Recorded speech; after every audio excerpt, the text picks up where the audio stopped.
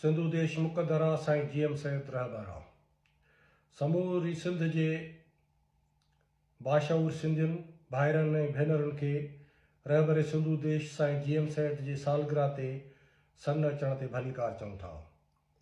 बाशऊर सिंधियो, अॼु असां हिकु अहिड़े दौर मां गुज़री रहिया आहियूं जिते हिकु तरफ़ दुनिया जूं आलमी क़ुवतूं पंहिंजे सियासी मुआशी मफ़ादनि, स्ट्रेटेजिक हैसियत ऐं इजारादारी जे बहालीअ लाइ दुनिया जे मुख़्तलिफ़ मुल्कनि ऐं ख़ितनि में ज़ोर आज़माई करे रहियूं आहिनि। रूस यूक्रेन जंग हुजे जंहिं पूरे यूरोप लाइ ख़तरो पैदा करे छॾियो आहे, इसराइल हमास जंग जंहिं रतोछाण ऐं तमामु वॾे इंसानी अलमीअ खे जनमु ॾिनो आहे, चीन अमेरिका पारां दुनिया में पंहिंजे मुआशी मफ़ादनि जे तहफ़ुज़, टेक्नोलॉजी जे डोड़, पैदावार ऐं वापारी चटाभेटीअ में हिक ॿिए खे पोइते धिकण जूं कोशिशूं कशीदगीअ जो रुख़ इख़्तियार करे रहियूं आहिनि।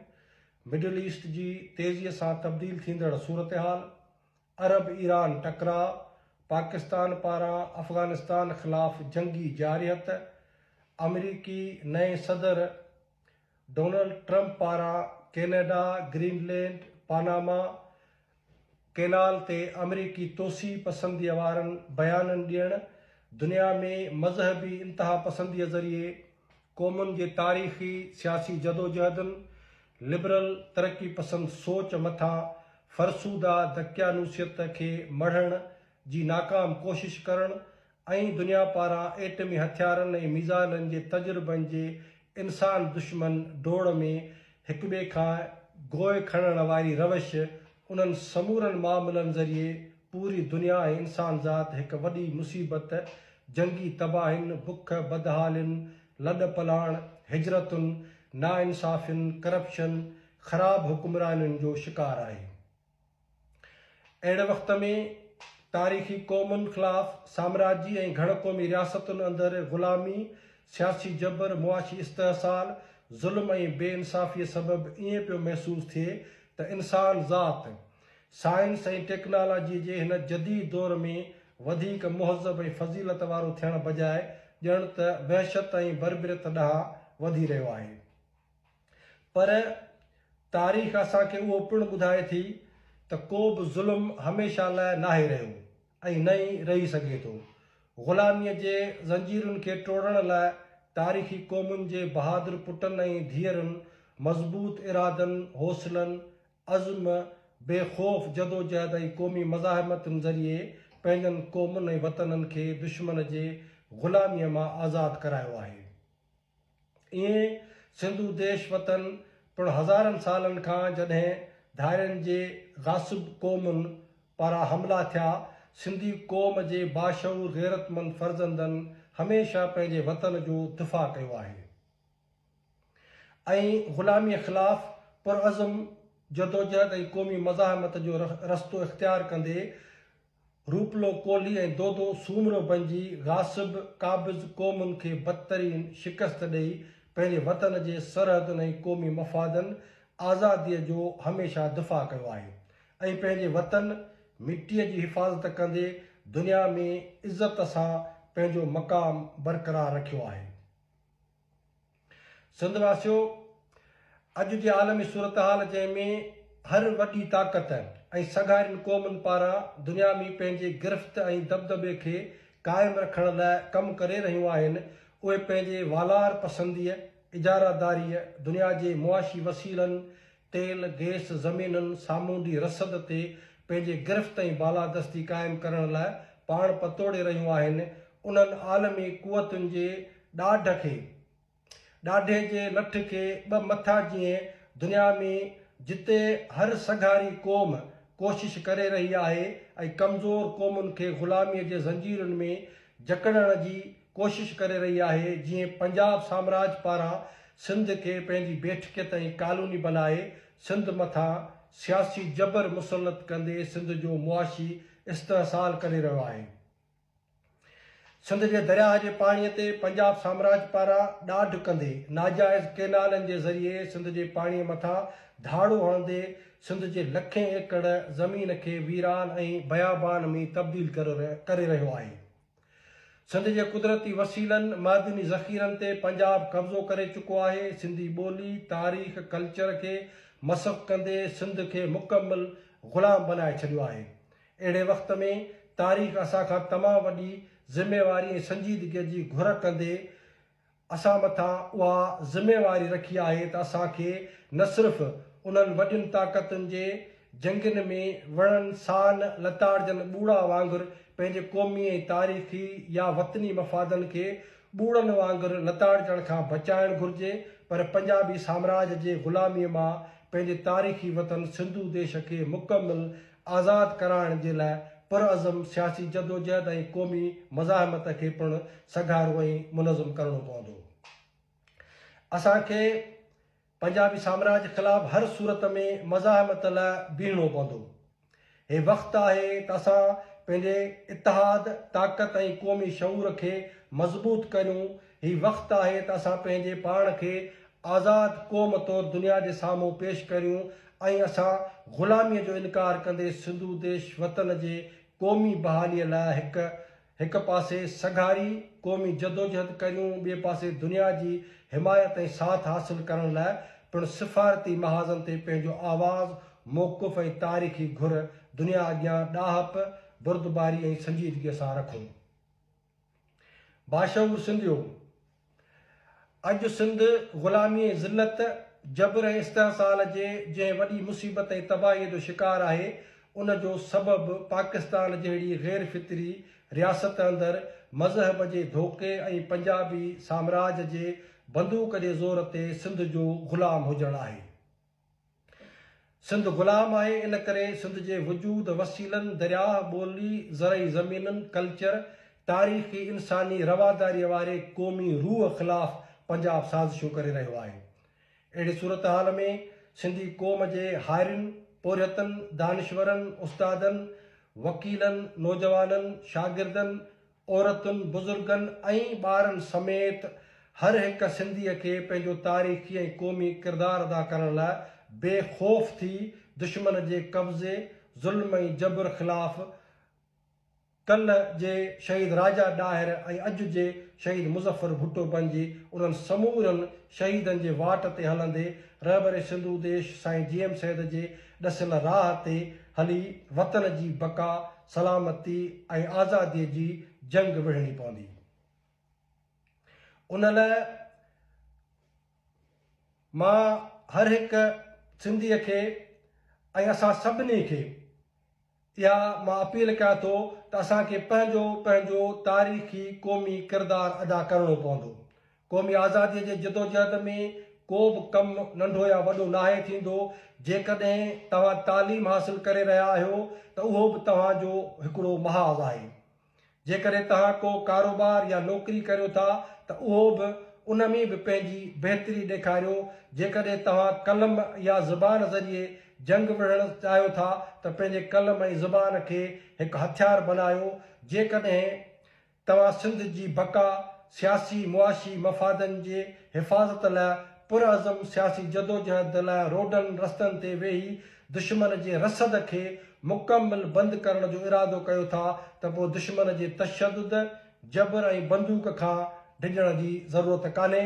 ऐं जेकॾहिं तव्हां दुश्मन ख़िलाफ़ पंहिंजनि हथनि में बंदूक खणी आज़ादीअ जी जोटणी जोटियो था त पोइ आख़िरी फतह ऐं कामयाबीअ ताईं उन्हनि बंदूकुनि सां पंहिंजी जंग खे जारी रखो, छाकाणि त हीउ सिंध असांजो वतन आहे, असांजी माउ धरती आहे, असांजे ईंदड़ नसुलुनि ऐं पीढ़ियुनि जी असां वटि अमानत आहे।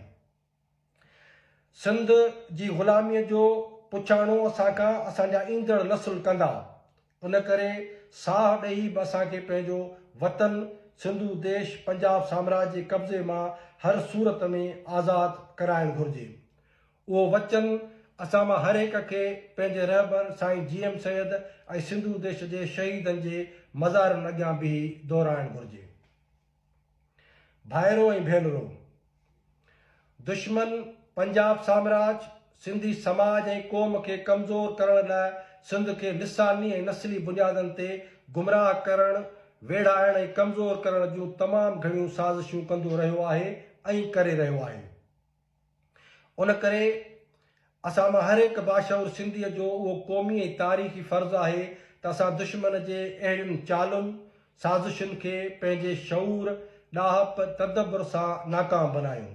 सिंध में रहंदड़ उर्दू ॻाल्हाईंदड़ आबादी हुजे या सिंध जूं मुख़्तलिफ़ ज़ातियूं बिरादरियूं ऐं नस्ली गिरोह हुजनि, उन्हनि खे दुश्मन एजेंसियुनि पारां वेढ़ाए सिंध खे कमज़ोर करण जूं साज़िशूं घणे वक़्त खां थी रहियूं आहिनि।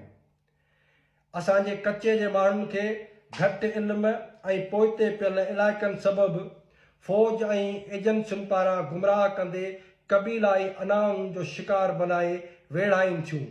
पोइ खेनि धाड़ेल चई समूरी सिंध खे दुनिया में बदनाम कयो थो वञे त सिंधी माण्हू धाड़ेल आहिनि या सिंधी समाज लिसानी नफ़रतुनि ऐं फ़साद जो शिकार आहे।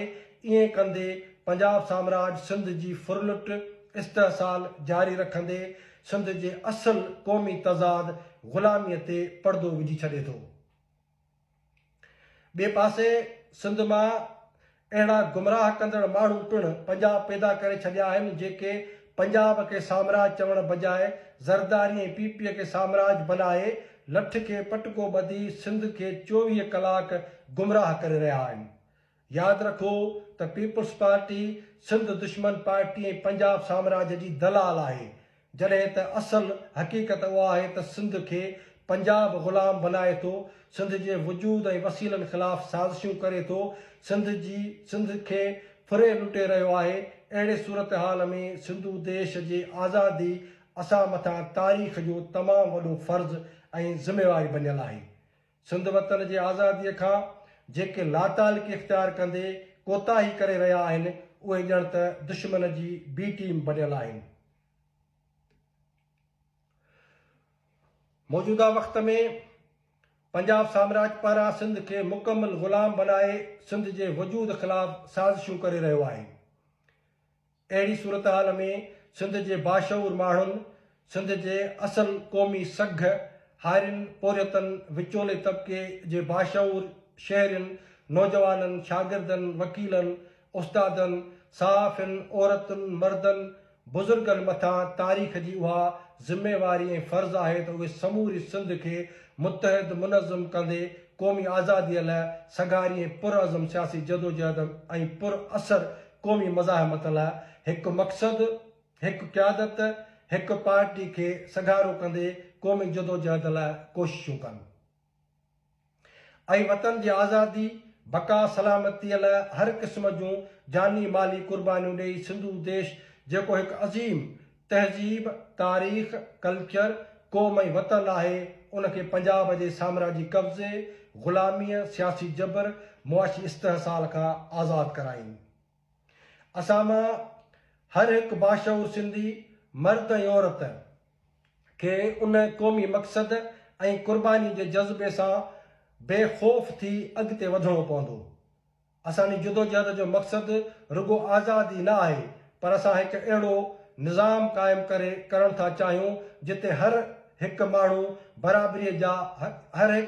खे बराबरीअ जा हक़ मिली सघनि, जिते हर शहरी बग़ैर रंग, नस्ल, ज़बान, जिन्स जे आज़ाद सिंधु देश में बराबरीअ जो शहरी हूंदो, जंहिंजी तालीम, सिहत, रोज़गार, रिहाइश जो ज़िम्मो रियासत मथां हूंदो, जिते इंसाफ़ सभिनी जे लाइ हिकु जहिड़ो हूंदो ऐं सिंधु देश हिकु फलाही रियासत तौरु समूरनि शहरनि जे लाइ सियासी मुआशी आज़ादी मुहैया कंदो।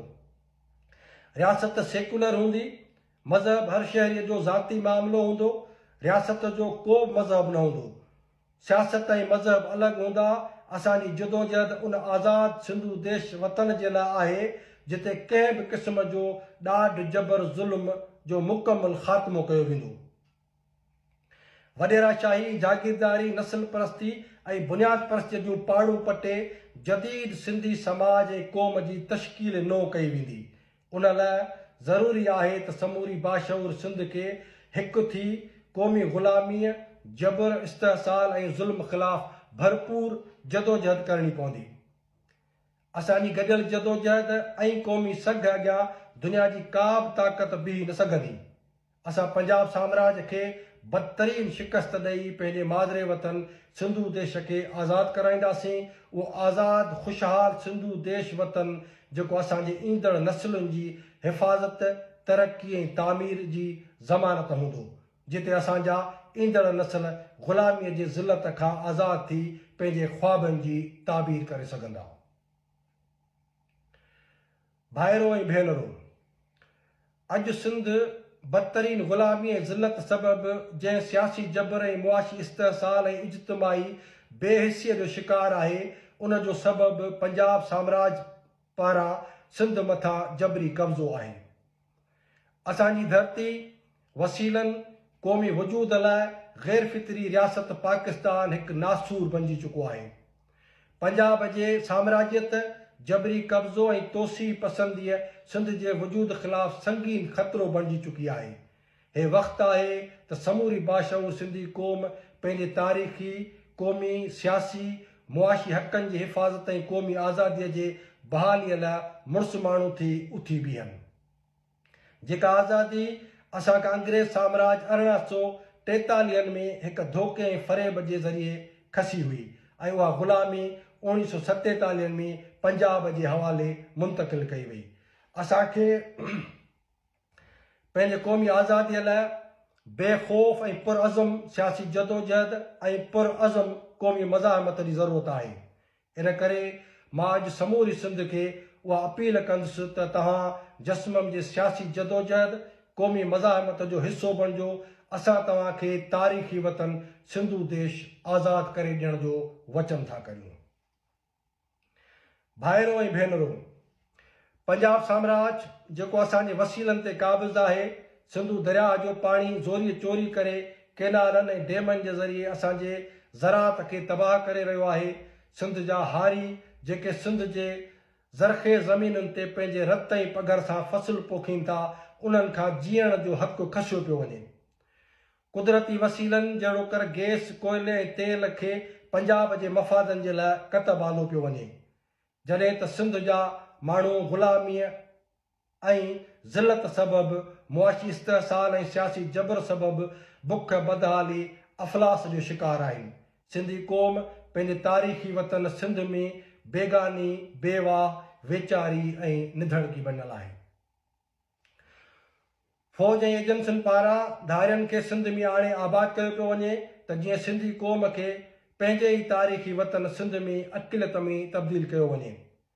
हे वक़्तु आहे त असां पंहिंजे क़ौमी इतिहाद खे मज़बूत करे पंहिंजे माज़ीअ जे विरसे आज़ाद वतन जे बहालीअ ऐं बचाइण लाइ गॾिजी उथी बीहूं, छाकाणि त ग़ुलामीअ सबबि असांजी ॿोली, सक़ाफ़त, तारीख़ खे मस्ख़ करण जूं साज़िशूं अॼु बि जारी आहिनि।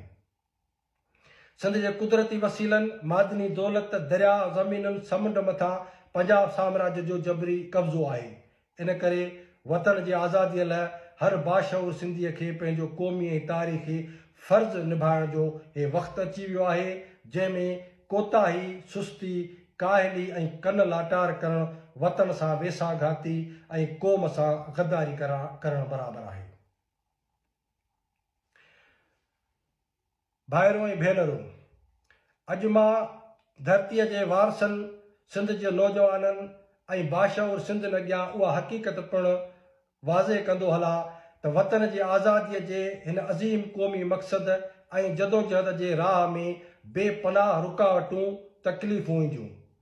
रियासत पारां सिंधी क़ौम खे मुंतशिर ऐं गुमराह करण जूं साज़िशूं इख़्तियार कयूं वेंदियूं। सिंध दुश्मन पारां ख़ौफ़ ऐं लालच वारा नफ़सियाती हरबा ऐं हथियार इस्तेमालु कया वेंदा। जेल, थाणा, केस, टार्चर सेल, गुमशुदगियूं, शहादतूं थींदियूं। दुश्मन पारां नफ़सियाती जंग जा हरबा इस्तेमालु कंदे सिंधी समाज में ख़ौफ़, नाउमेदी, विसवसा, शक शुबा पैदा करण जूं हिरफ़तूं इस्तेमालु कयूं वेंदियूं। बदगुमानियूं, इंतिशार, नस्ली फ़साद, लिसानी झेड़ा, मज़हबी इंतिशार पखेड़ण जी रियासती साज़िश कई वेंदी। उन्हनि समूरनि साज़िशुनि ऐं मकारियुनि मां क़ौमी तहरीक खे वॾी ॾाहप, समझदारी ऐं बुरदबारी सां निकिरी पंहिंजे सियासी जदोजहद जे असुलु मक़सद सिंधू देश जे आज़ादीअ वारे सवाल ऐं जदोजहद वारे रस्ते ते असांखे हमेशह निगाह रखणी पवंदी। गुमराह, मायूस, नाउमीद नाहे थियणो। ख़ौफ़ ऐं लालच खे शिकस्त ॾेई मक़सद सां निभाइणो आहे। सिंध माउ जी थञ मल्हाइणी आहे। तारीख़ गवाह आहे त जॾहिं बि बहादुर ऐं बाशऊर क़ौमुनि मुतहद ऐं मुनज़म थी दुश्मन ख़िलाफ़ मुहाॾो अटकायो आहे, उन वक़्तु क़ाबिज़ साम्राजी क़ौम खे उन्हनि बहादुर क़ौमुनि शिकस्त ॾिनी आहे ऐं दुनिया जी वॾियुनि ताक़तुनि खे बि झुकाए विधो आहे। अचो त पंहिंजे धरतीअ खे ग़ुलामीअ खां आज़ादु करण लाइ पंहिंजे जान माल ऐं वक़्तु क़ुर्बान करियूं। अचो त असां पंहिंजे मादिरे वतन सिंधू देश जी आज़ादीअ ऐं रोशन मुस्तक़बिल लाइ अॼु मुनज़म जदोजहद करण जी जेका ज़रूरत आहे उन सां निभाउ कयूं, जंहिं लाइ तव्हां समूरनि खे अॼु रहबर सिंधू देश साईं GM सैद ऐं शहीदनि जे मज़ारनि अॻियां पंहिंजो पाण सां, पंहिंजे वतन सिंधू देश सां, क़ौम सां ऐं पंहिंजे ज़मीर सां उहो वचन दोहिराइणो पवंदो त सिंधू देश जे आज़ादीअ लाइ आख़िरी कामयाबीअ ताईं क़ौमी वेढ़ांद खे हर सूरत में जारी रखंदासीं। शहीद राजा ॾाहिर जी ललकार ऐं दूल्ह दरिया ख़ान जी तलवार जो मान मथां कंदासीं। सिंध वासियो, यादि रखो त वतन जे आज़ादीअ वारा असांजा ख़्वाब तॾहिं साबिया थींदा जॾहिं असांजा ज़हन, इरादा, हौसला ऐं हथ पंहिंजे धरतीअ लाइ बेख़ौफ़ जदोजहद में मसरूफ़ थींदा।